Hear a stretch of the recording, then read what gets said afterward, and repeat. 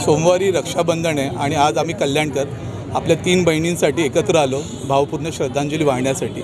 आमची सरकारकडे एकच मागणी आहे की जर बलात्कार बंद करायचा असेल तर कायद्यामध्ये तुम्ही फाशीची शिक्षाचं प्रावधान करा आणि समाजामध्ये जे OTT प्लॅटफॉर्म्स आहेत आणि सोशल मीडिया पेजेस आहेत ज्याच्यावरती हे सर्व पॉर्नोग्राफी साईट्स आहेत त्यासाठी हे पूर्णपणे बंद करा, तरच आपली पिढी वाचेल आणि आपली स्त्री अजून शक्तिमान होईल आणि सुरक्षित राहील। हीच आमची मागणी आहे कल्याणकरांकडून। आज आपण इथे मुलींच्या न्यायासाठी बोलतोय, जी ते सुरक्षित नाही आहेत तर त्यांना कशी सुरक्षा मिळावी यासाठी बोलतोय।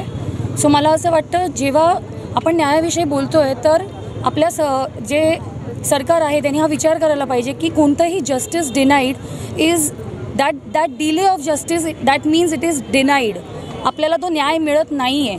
आणि जसं आता ह्यापूर्वीही आपण हे ऐकलं की त्यांना भर चौकात जसं त्या मुलीला ज्या वेदना झाल्या आहेत त्या वेदना त्यांना झाल्या पाहिजे, त्या वेदना त्यांना झाल्या पाहिजेत। त्यांना कळलं पाहिजे वस्त्र असणं कसं वाटतं हे त्यांना कळलं पाहिजे आणि त्याच प्रकारे त्याच लेवलची शिक्षा त्यांना मिळाली पाहिजे। सो धन्यवाद।